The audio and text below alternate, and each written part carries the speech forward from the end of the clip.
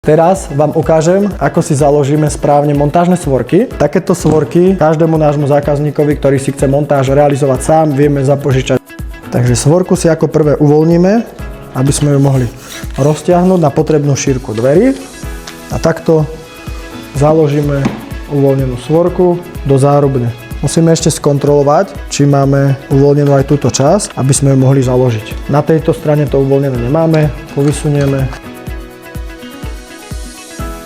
Založíme, nadpražie nám určí šírku, roztiahneme montážnu svorku, takto rukami, tu si to pridržím jednou rukou a zaistím to touto skrutkou. Teraz mám montážnu svorku nastavenú na správnu šírku. Takto nastavenú svorku si založíme na spodnú časť zárubne. Keď ju máme založenú, zhruba tak 10 cm od spodku, zaistíme svorku touto zaisťovacou skrutkou. Svorka nám drží. Ak by sa stalo, že by nám svorka nedržala, tak stačí iba uvoľniť zaisťovaciu skrutku a buď pritiahnuť, po prípade, ak by to bolo moc pritiahnuté, tak takto odtiahnuť.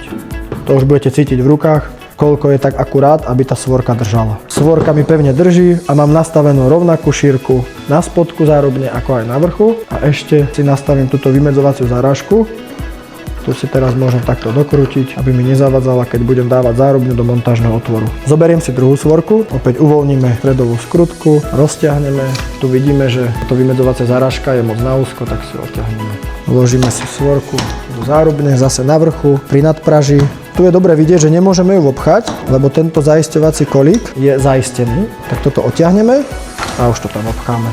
Teraz si môžeme skontrolovať, či máme správne nastavenú hĺbku tej svorky. A to sa robí takto. Máme úzku zárubňu, čiže úplne si tú svorku dotiahneme ku vrchu. Nemôžeme to mať takto, musí to byť niekde zhruba centimetr nad tiesnením, po prípade by mohla byť svorka aj vyššie. Ide o to, aby nám správne zafixovala zárubňu.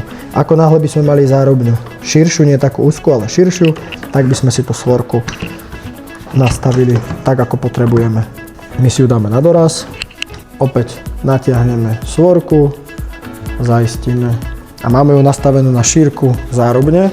Takto nastavenú svorku si dáme do stredu zárubne a urobíme presne to, čo so spodnou svorkou. Zaistíme ju. Tu cítim, že to zaistenie je slabé, tak to iba dotiahnem. Bežne ako šrob s matkou doprava. Zatočím ešte raz. Takisto si zatiahneme aj druhú stranu, dotiahnuť, výborne. Ešte si nastavíme túto vymedzovaciu zarážku, tak aby doliehla ku zárubni, aby sme mali dostatok miesta na vloženie zárubne do stavebného otvoru. Takto vyzerajú správne založené montážne svorky, v strede, na spodku nastavené podľa nadpražia zárubne, čiže aj na vrchu, aj v strede, aj na spodku. Máme rovnakú šírku zárubne, následne keď si zárubňu založíme do stavebného otvoru a priložíme vodováhu, zistíme, či je ten rozmer správny. Ak by sme zistili, že zárubňa je niekde úzka, napríklad v strede, môžeme si svorku dodatočne uvoľniť a nastaviť podľa potreby. Svorky sú na správnom mieste a zárubňa má správnu geometriu. Poďme na ďalší krok a vyrovnajme si zárubňu priamo v stavebnom otvore.